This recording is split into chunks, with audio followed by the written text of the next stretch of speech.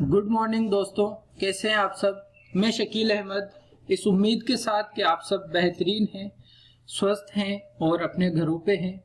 स्वागत करता हूं आपका एकेडमिया क्लासेस के यूट्यूब चैनल पे, जहां पे हम डेली करंट अफेयर्स करते हैं। 12 और 13 मई का करंट अफेयर्स आज हम करने वाले हैं। क्या चीज़ें रही जो आपके लिए इम्पोर्टेंट रही, एग्जाम पॉइंट ऑफ व्यू से क्या आपको पता होना चाहिए, इसके अलावा जनरल नॉलेज के हिसाब से भी आपको कुछ चीजें पता होनी चाहिए, वो भी मैं आपके सामने यहाँ पे लेके हाजिर हूँ। बात करेंगे पहले मोटिवेशन की। तो जो लोग अपनी तुलना दूसरे व्यक्तियों से करते हैं, उन्हें याद रखना चाहिए कि सूर्य और चंद्रमा अपने अपने समय पर चमकते हैं। तो जो आप तुलना करके डीमोटिवेट फील करते हो ना कि वो मुझसे ज्यादा पढ़ रहा है या मैं कम नहीं पढ़ रहा, तो देखो ये तो हमारी गलती है, हमारी कमी है कि हम हमारी पढ़ाई खुद नहीं करते और दूसरों को देख के डीमोटिवेट हो जाते हैं। बस अपनी जो तुलना करनी है वो किसी और से नहीं करनी, वो अपने आप से करनी है। कल मैंने कितना पढ़ा था, आज मुझे उससे 2% ज्यादा काम करना है। कल जितना काम किया था उससे 2% ज्यादा काम करना है कम से कम। और इस तरह से हम हर दिन अपने आप को बेहतर बनाते जाए। तुलना कीजिए अपने आप से, किसी और से नहीं करनी है। ओके, इसी के साथ बढ़ते हैं न्यूज की तरफ। इंपॉर्टेंट न्यूज, राष्ट्रीय प्रौद्योगिकी दिवस की बात करेंगे। 11 मई को मनाया जाता है। हर साल भारत में 11 मई को एक दिवस मनाया जाता है, राष्ट्रीय प्रौद्योगिकी दिवस, नेशनल टेक्नोलॉजी डे। 2021 में भी मनाया गया और 2021 की इसकी थीम क्या थी। देखिए, किसी भी इम्पोर्टेंट दिवस की डेट के साथ आजकल थीम सबसे ज्यादा पूछी जाती है, तो थीम आपको पता होनी चाहिए। और थीम है इसकी science and technology for a sustainable development, A sustainable future. Science and technology for a sustainable future, ये थीम है हमारी 11 मई को जो राष्ट्रीय प्रौद्योगिकी दिवस मनाया गया। क्यों मनाया जाता है 11 मई को ही, क्यों मनाया जाता है? तो देखिए, हमारे भारत में टेक्नोलॉजी के लिए, लोगों को अवेयर करने के लिए, और हमारे साइंटिस्ट और जो वेरियस लोग हैं जो टेक्नोलॉजी प्रौद्योगिकी के फील्ड में काम कर रहे हैं, उन लोगों को सम्मान प्रदर्शित करने के लिए ये दिन मनाया जाता है। और आपको पता होना चाहिए कि 11 मई 1998 को हमने एक परीक्षण किया था राजस्थान के पोखरण रेंज में, पोखरण राजस्थान। और क्या परीक्षण किया था हमने? हमारा जो परमाणु सफल परीक्षण किया था ना, प्रथम सफल परमाणु परीक्षण, मिशन शक्ति इसको नाम दिया था, मिशन शक्ति। हालांकि एक परीक्षण हम 1974 में कर चुके थे, लेकिन तब हम इतने डेवलप नहीं थे। लेकिन 11 मई 1998 में राजस्थान के पोखरण में हमने मिशन शक्ति का सफल परीक्षण किया था, जिसमें हमने परमाणु का सफल परीक्षण किया था। और इस टीम के द्वारा, जिस टीम के द्वारा ये परीक्षण किया गया था, इसके प्रमुख कौन थे? इसके प्रमुख भारत के 11वें राष्ट्रपति श्री एपीजे अब्दुल कलाम थे, डॉक्टर एपीजे अब्दुल कलाम। और एपीजे अब्दुल कलाम भारत के 11वें राष्ट्रपति भी रहे, आपको पता होना चाहिए, 11th राष्ट्रपति, प्रेसिडेंट। ओके, फिर बात करते हैं अगली। इनकी एक बुक जो इनकी ऑटोबायोग्राफी है वो कौन सी है? विंग्स ऑफ फायर, ये आपको ध्यान रहे, विंग्स ऑफ फायर। एक बुक है इनकी विजन 2020,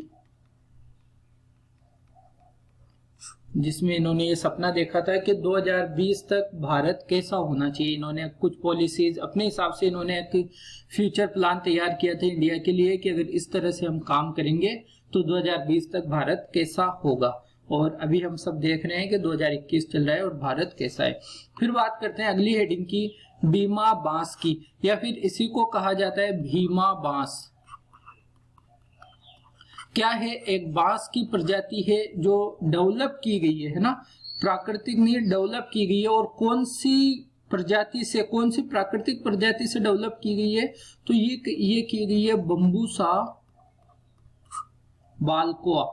बम्बूसा बाल्कोआ नाम की बांस की प्रजाति का क्लोन है ये, एक तरह से उसकी कॉपी है जो डेवलप की गई है। और ये डेवलप क्यों की गई है? ये डेवलप की गई है ये जो प्रजाति है ना, ये डेवलप की गई, जो कार्बन डाइऑक्साइड को अच्छे से सिंक कर लेती है, यानी कार्बन डाइऑक्साइड के उत्सर्जन को कम करने में सहायक है ये बांस की प्रजाति।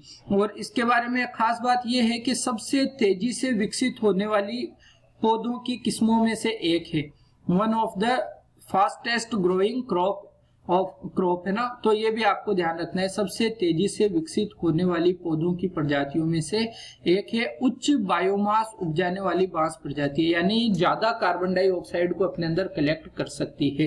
तो ये भी आपको पता रखना है। विकसित किसने किया है इसको? विकसित तो तमिलनाडु की एक कंपनी है ग्रोथमूर बायोटेक लिमिटेड। ग्रोथमूर बायोटेक लिमिटेड इस कंपनी की एक इकाई है। वैसे आप कंपनी का नाम ध्यान रखेंगे तो काम हो जाएगा, लेकिन इसकी एक इकाई है एन भारती। इसके द्वारा इस बांस की प्रजाति को डेवलप किया गया है। कहाँ की कंपनी है आपको पता रहे, कंपनी है तमिलनाडु की। ओके, और कार्बन उत्सर्जन करने के लिए सबसे अच्छा कार्बन सिंक इसको कहा जाता है। कार्बन सिंक वही जो सबसे ज्यादा कार्बन का उत्सर्जन कर ले, सबसे ज्यादा कार्बन का अवशोषण कर ले, वो कार्बन सिंक हो जाता है। तो ये कार्बन, और इसके बारे में जो सबसे इंपॉर्टेंट बात मैंने आपको बताई, सबसे तेजी से ग्रो करने वाली क्रॉप में से एक है ये, सबसे तेजी से विकसित होने वाले पौधों में से एक है। यानी ये हर दिन करीब जब इसको उगाया जाता है तो ये जब ग्रो होने लगता है तो हर दिन करीब 1.5 फुट तक इसकी हाइट बढ़ जाती है। तो ये बांस है, बांसों को क्या कहा जाता है? हरा सोना कहा जाता है, आपको पता होना चाहिए। हरा सोना बांस को कहा जाता है, काला सोना कोयले को कहा जाता है, पेट्रोलियम को कहा जाता है। इसके अलावा फिर बात करते हैं एक बांध की, दहला बांध। देखिए ये आपको जो नजर आ रहा है, पहाड़ों के बीच में एक बांध बना हुआ है, ये है दहला बांध, और ये है अफगानिस्तान में। अफगानिस्तान में है, और अफगानिस्तान में अभी ये चर्चा में इसलिए है क्योंकि जो अफगानिस्तान का आतंकवादी समूह है, एक टेरर ग्रुप है तालिबान, जिसे हम कहते हैं तालिबान। तो तालिबान ने अभी इस पे कब्जा कर लिया है। तालिबान के लोगों ने, तालिबान के समूह ने अभी इस बांध पे कब्जा कर लिया है। तो ये चर्चा में बना हुआ है, बिल्कुल आपसे पूछ लिया जाएगा दहला बांध के बारे में। निर्माण करवाया गया था इसका अमेरिका के द्वारा, निर्माण यूएसए के द्वारा करवाया गया था। ओके, फिर कहां से कहां तक है ये, या कहां पर है ये, सॉरी कहां पर है? तो कंधार नाम की जगह पर है, अफगानिस्तान में कंधार। अफगानिस्तान की राजधानी है काबुल। और ये बांध, दहला बांध कंधार में है और अर्गन दाब नदी पर है। अर्गनदाब नदी पर, नदी का नाम भी शायद पूछ लेगा, तो इम्पोर्टेंट है, आपको पता रखना चाहिए। और सिंचाई के लिए इसको बनाया गया था ताकि जो फसलें उगाई जाती है खेतों को आराम से पानी पहुंच सके, इसके लिए ये बांध बनाया गया था। तो ये आपको पता रहे कि अमेरिका के द्वारा बनवाया गया था। इम्पोर्टेंट बात ये है कि इस बांध के विस्तार के लिए 2019 में एडीबी, यानी इसका जो पानी और ज्यादा जगहों तक पहुंचाया जा सके इसके द्वारा, नहरों के द्वारा, तो एडीबी यानी एशियन डेवलपमेंट बैंक के द्वारा $350 मिलियन का अनुदान देने की भी घोषणा की गई थी। देखिए, एक तो होता है कर्ज को इंटरेस्ट के साथ वापस चुकाना होता है, लेकिन एक होता है अनुदान, यानी आप ले लो, बस अपना डेवलपमेंट करो, अपने देश का डेवलपमेंट करो, वापस चुकाने की जरूरत नहीं है। क्योंकि ये बहुत अल्प विकसित देश हैं, बिल्कुल विकास नहीं है इनमें, तो इनको जो बड़े बड़े बैंक हैं जो डेवलपमेंट के लिए काम करते हैं, जैसे एडीबी है और भी दूसरी चीजें हैं, वो कर्ज नहीं देती, क्योंकि इनके पास इतना पैसा ही तो नहीं है कि ये रिसोर्सेज डेवलप कर पाए, या जो रिसोर्सेज है उनका यूज ले पाए। तो इनको अनुदान के तौर पे पैसा दिया जाता है कि आप लो पैसा और अपने देश में काम करो, वहां के हालात को सुधारो। तो $350 मिलियन का अनुदान भी दिया था, लेकिन अभी ये तालिबान के कब्जे में है। तो देखते हैं आगे क्या होता है। बांध के बारे में आपको पता रखना है। फिर बात करते हैं एलन मस्क की, बात करेंगे, लेकिन मेन बात करेंगे एस्पर्जर्स सिंड्रोम की। अभी एलन मस्क ने एक प्रोग्राम में अनाउंस किया कि एस्पर्जर्स सिंड्रोम से वो पीड़ित हैं, यानी वो एस्पर्जर्स सिंड्रोम से सफरिंग कर रहे हैं। उनके अंदर एक बीमारी है जो जिसे हम क्या कहते हैं, एस्पर्जर्स सिंड्रोम। क्या है? तो ये एक मानवीय रोग है जिसके अंदर मानवीय विकार या मानवीय रोग है।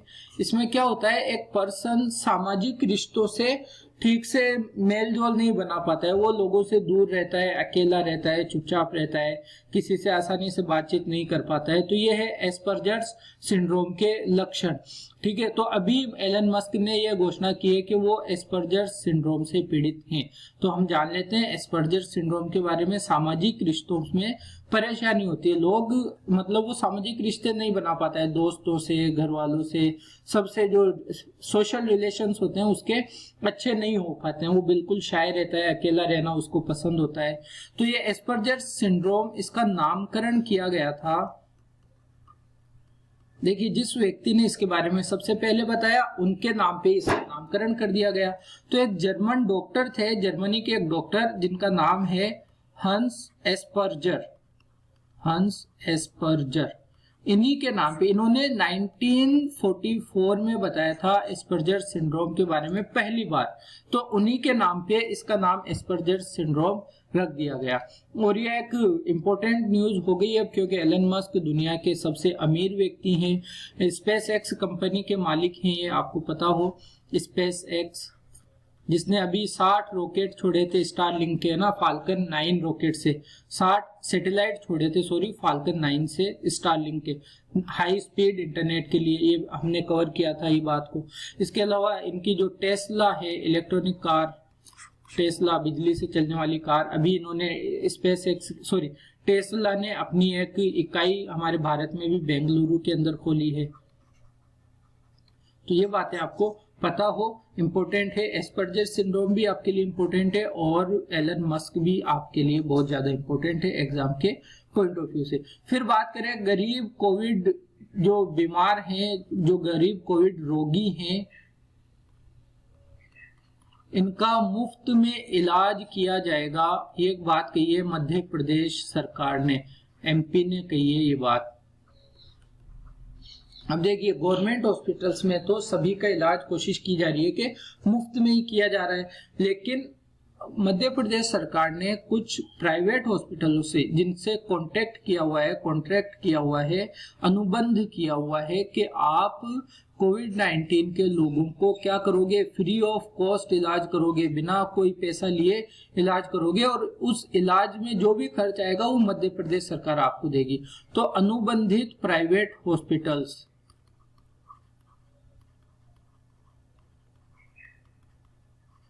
अनुबंधित जिनसे कॉन्ट्रैक्ट किया हुआ है मध्य प्रदेश सरकार का, उन प्राइवेट हॉस्पिटलों में भी अब गरीब कोविड-19 के बीमारों का, उन रोगियों का मुफ्त में इलाज किया जाएगा मध्य प्रदेश सरकार के द्वारा। ये नई पहल की गई है, इससे बहुत फायदा भी होने वाला है, क्योंकि जो व्यक्ति प्राइवेट हॉस्पिटल्स में खर्चा नहीं उठा पाते हैं दवाओं का, वो घर पे ही पड़े पड़े मर जाता है। तो अब लोग हिम्मत करेंगे प्राइवेट हॉस्पिटल्स तक जाने का और उनका इलाज बेहतरीन तरीके से हो पाएगा। तो एक अच्छा इनिशिएटिव है। मध्य प्रदेश की बात की जाए तो भोपाल राजधानी है, आप सभी जानते हैं। शिवराज सिंह चौहान यहाँ के सीएम हैं, आनंदीबेन पटेल यहाँ की गवर्नर हैं, है ना। कुछ नेशनल पार्क्स की अगर बात करें तो कान्हा नेशनल पार्क है, कान्हा है, बांधवगढ़ है। एमपी के जो नेशनल पार्क है बहुत पूछे जाते हैं, तो आपको याद रखने चाहिए। बांधवगढ़ है, माधव नेशनल पार्क है, संजय है, संजय नेशनल पार्क, पन्ना नेशनल पार्क है, इंपॉर्टेंट है आपके लिए, सतपुड़ा भी है। तो ये चीजें हैं जो इम्पोर्टेंट है। रोजगार योजनाओं की बात करें तो रोजगार सेतु योजना है एक, रोजगार सेतु योजना, जीवन शक्ति योजना है। इसके अलावा एक जिला एक शिल्प अभियान योजना भी यहीं की है, एक जिला एक शिल्प अभियान।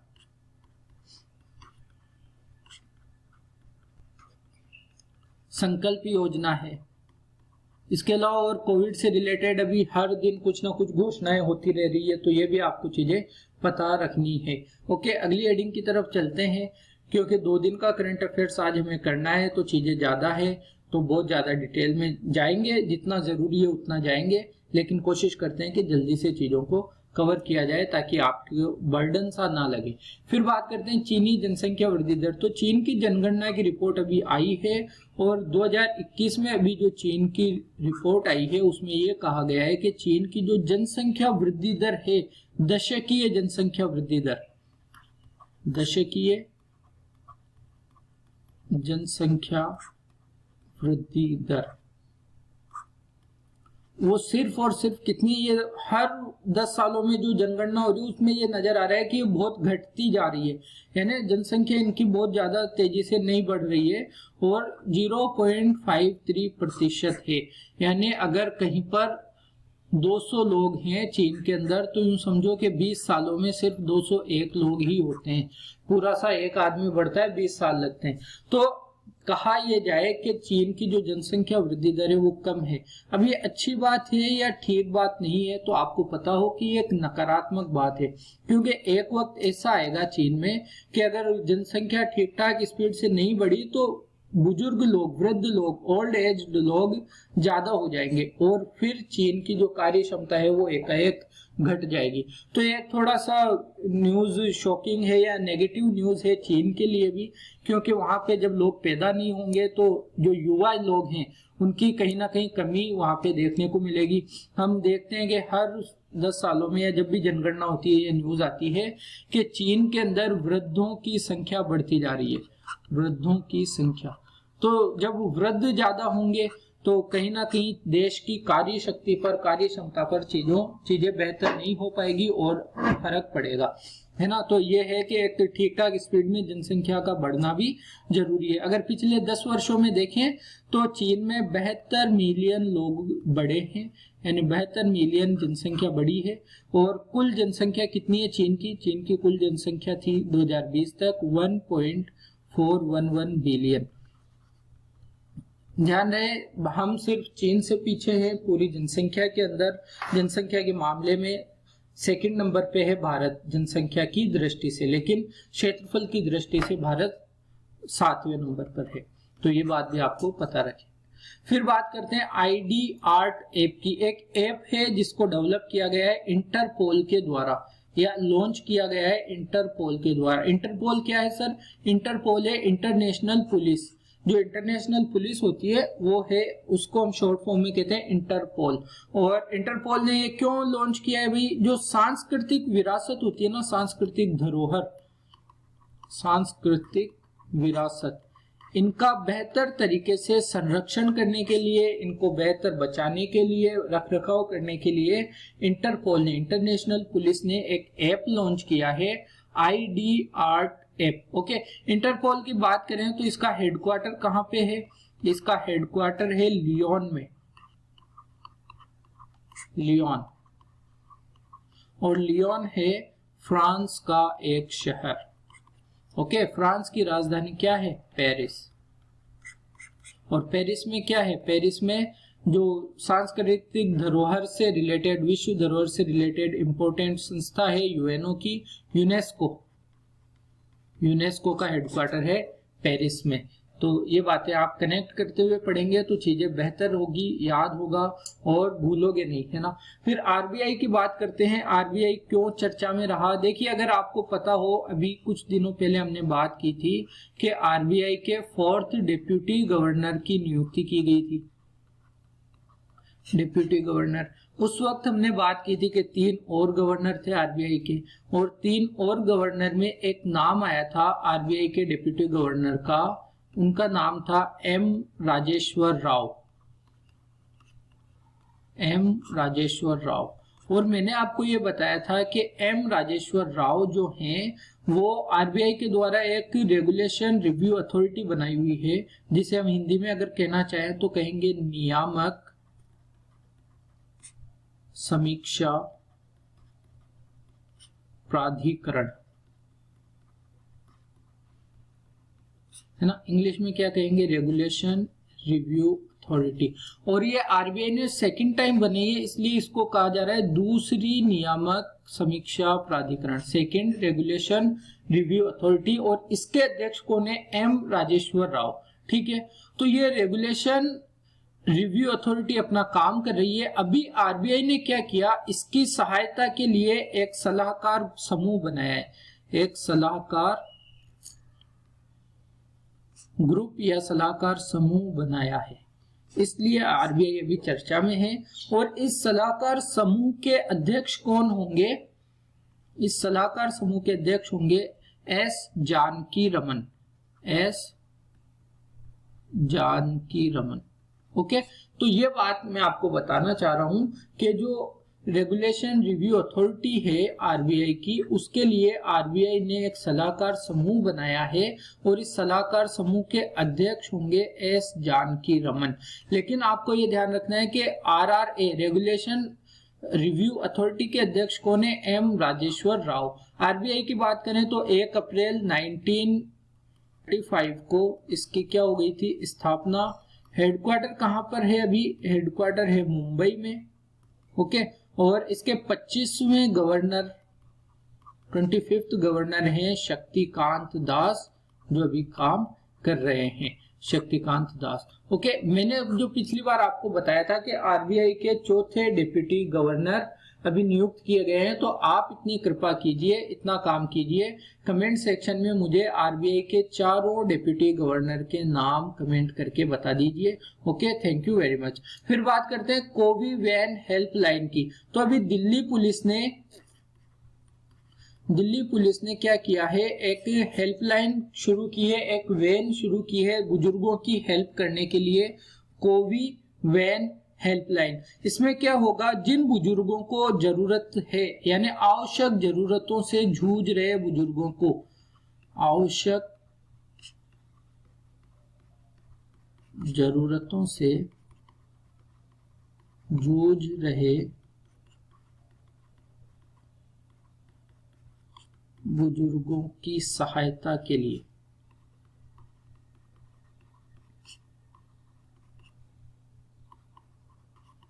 ओके, आवश्यक जरूरतों की, यानी जिन बुजुर्गों को एसेंशियल सर्विसेज की जरूरत है वो क्या कर सकते हैं, जो दिल्ली में है वो एक हेल्पलाइन नंबर यहाँ पे इस पे लिखा हुआ भी है, तो इस पे कॉल करके एक ये वैन दिल्ली पुलिस के द्वारा ये इनिशिएटिव शुरू किया गया है, तो दिल्ली पुलिस उनकी मदद के लिए पहुंच जाएगी। अभी पेंडेमिक एरा में क्या है, बहुत प्रॉब्लम्स है, बुजुर्गों को काफी दिक्कतें हो रही है, तो उनकी हेल्प के लिए, आवश्यक जरूरतों से जूझ रहे बुजुर्गों की सहायता के लिए कोवी वैन हेल्पलाइन शुरू की गई है।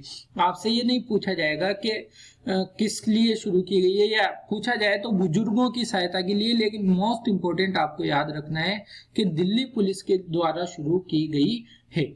ओके, आगे बढ़ते हैं अगली हेडिंग की तरफ। अगली बात है लुइस हैमिल्टन के बारे में। ये जो पर्सन आपको नजर आ रहे हैं पिक में, ये है लुइस हैमिल्टन, और इन्होंने अभी कौन है ये, तो आपको इनकी ड्रेसिंग से शायद पता चल रहा होगा, ये फॉर्मूला 1 रेसर है। फॉर्मूला 1 जो कार की रेस होती है, रेसर है, ये रेस करते हैं। ओके, तो इन्होंने अभी 5वीं बार स्पेनिश ग्रैंड प्रिक्स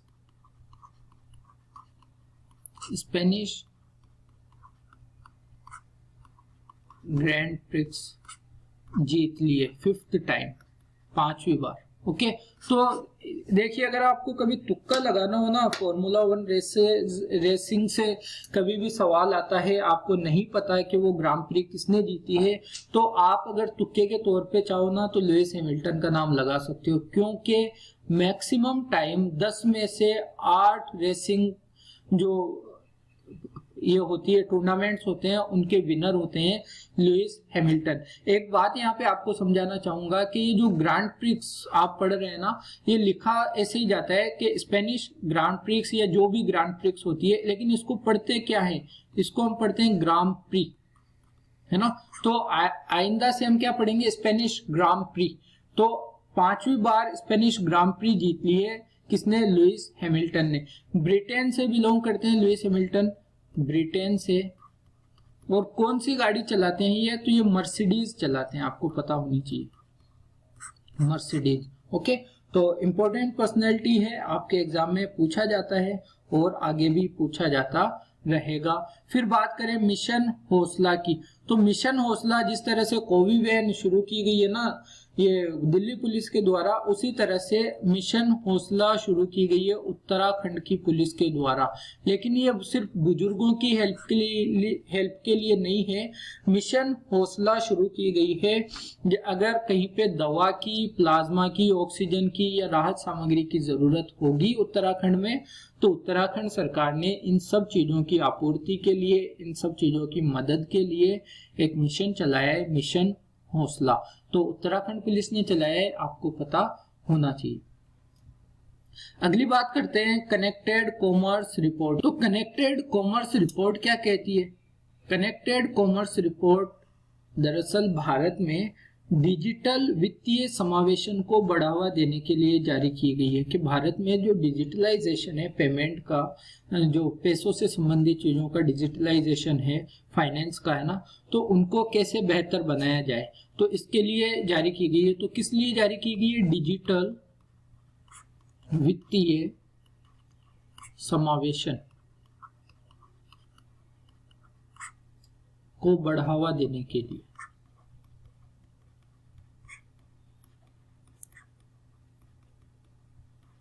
ठीक है, और इससे ज्यादा इंपॉर्टेंट बात यह है कि इसको जारी किसने किया है? जारी तो दो संस्थाओं के नाम आपको ध्यान रखनी है। एक तो हमारे भारत की नीति आयोग है,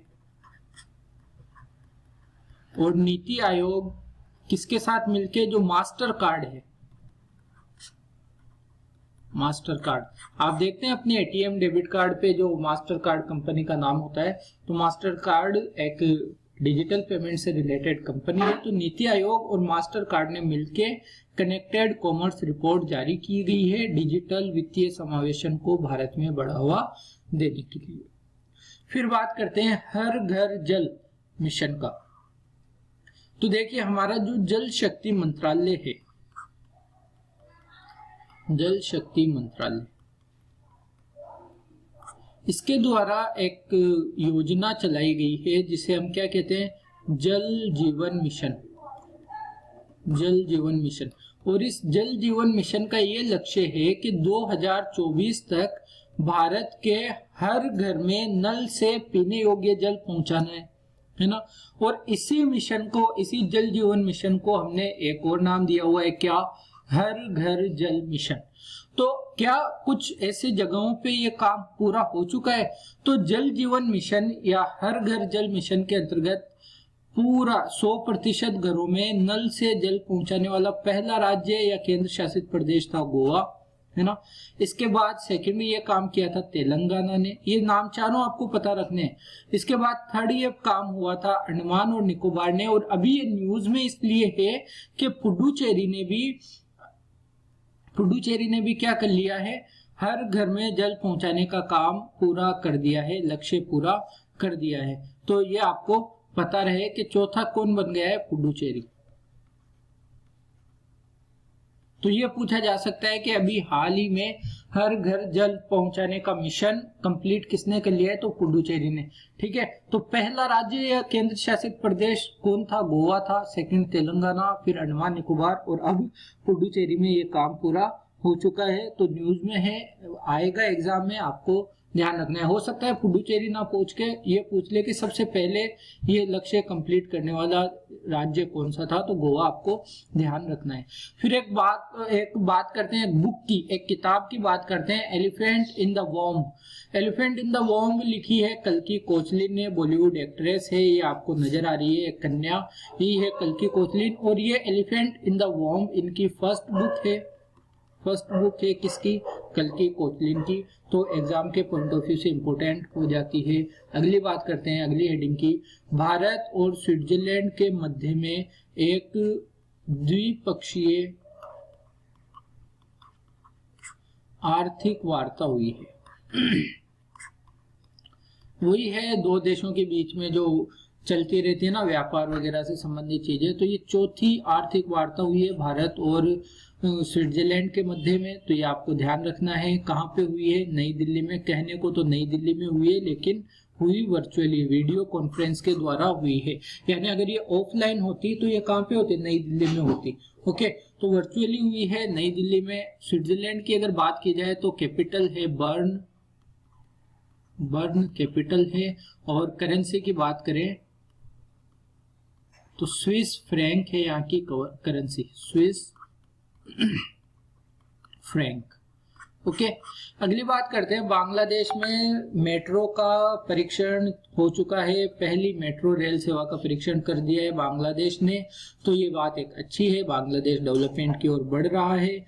बांग्लादेश में परीक्षण हो गया ढाका में, बांग्लादेश की राजधानी ढाका में चलेगी बांग्लादेश की पहली मेट्रो रेल। 6 कोचेज की ये रेल थी जिसका परीक्षण किया गया, 6 कोच है इसमें, और ये सारे कोच जापान से आयात किए गए हैं। ओके, जापान से आयात किए गए हैं। इसका जो संचालन करेगी वो वहां की एक अथॉरिटी है, ढाका मास ट्रांजिट कंपनी लिमिटेड, ढाका मास ट्रांजिट कंपनी लिमिटेड। ओके, ये करेगी इस मेट्रो रेल का संचालन। तो ये बातें आपको पता रहे। ढाका क्या है, बांग्लादेश की कैपिटल है ढाका, मलमल के लिए काफी फेमस है ढाका, आपको पता होना चाहिए। और इसके अलावा टंका यहाँ की जो करेंसी है, टंका नहीं सॉरी टका है यहाँ की करेंसी। फिर बात करेंगे मूडीज, एक इंटरनेशनल कंपनी है, अंतरराष्ट्रीय क्रेडिट रेटिंग एजेंसी है, इंटरनेशनल क्रेडिट रेटिंग एजेंसी। और इसके द्वारा अभी ये कहा गया है कि 2021-22 का जो वित्त वर्ष है, 1 अप्रैल 2021 से सॉरी, ये जो वित्त वर्ष है भारत का, इसके अंदर भारत की जो जीडीपी ग्रोथ रेट रहने वाली है वो कम रहने वाली है, और कितनी वो रहेगी 9.3%। चालू वित्त वर्ष में अगले साल तक 2022 के 31 मार्च तक जो वित्त वर्ष रहने वाला है, कम रहने वाला है। वित्त वर्ष में जीडीपी की जो वृद्धि दर रहने वाली है वो कितनी रहने वाली है, 9.3%। इससे पहले मूडीज ने ही फरवरी में क्या कहा था, फरवरी में इन्होंने कहा था कि भारत की जो ये वृद्धि दर रहेगी इस साल वो रहेगी लगभग 13.7%। लेकिन क्योंकि कोविड-19 की सेकेंड वेव हमारे भारत में चल रही है, उससे भारत के बहुत सारे कामों में दिक्कतें आ गई है, ये कहना है मूडीज का। और अब ये कह रहे हैं कि भारत की जो ग्रोथ रेट रहने वाली है वो 9.3%। याद रहे आपको कि पिछले साल हमारी ग्रोथ रेट जो रही थी नेगेटिव में 8% रही थी, है ना, ये बात मूडीज की है, तो आपको पता रखना है। अगली बात करते हैं कुछ निधन की, 3 बात करेंगे, 3 लोगों का, इंपोर्टेंट पर्सनैलिटीज का निधन हो चुका है। पहले पर्सन है रघुनाथ मोहपात्रा, ये आपको नजर आ रहे हैं, श्रीमान रघुनाथ मोहपात्रा, इनकी अभी मृत्यु हो गई, इनका निधन हो गया। ये कौन थे, प्रसिद्ध मूर्तिकार थे ये, और इनके बारे में इंपॉर्टेंट चीजें ये है, मूर्तिकार तो ये थे ही, इसके अलावा ये राज्यसभा के सांसद भी थे, एमपी थे, राज्यसभा से मेंबर ऑफ पार्लियामेंट। 1975 में इनको पद्मश्री से सम्मानित किया गया था। इसके बाद 2001 में इन्हें पद्म भूषण मिला था, और 2013 में इनको मिला था पद्म विभूषण, यानी तीनों पद्म अवार्ड्स इनको मिल चुके थे। तो ये इंपॉर्टेंट पर्सनैलिटी है, एग्जाम में जरूर व जरूर पूछा जाएगा।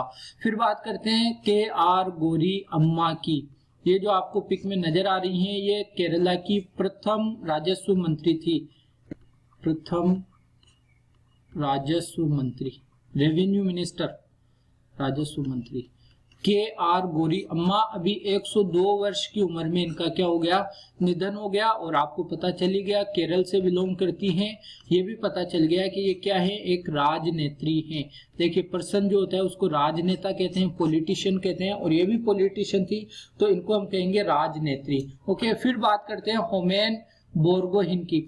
होमेन बोरगोहिन असम से बिलोंग करने वाले एक पर्सन है, और एक इम्पोर्टेंट साहित्यकार के साथ साथ ये अपने आप में एक पत्रकार, तो दोनों पेशों से रिलेट करते थे।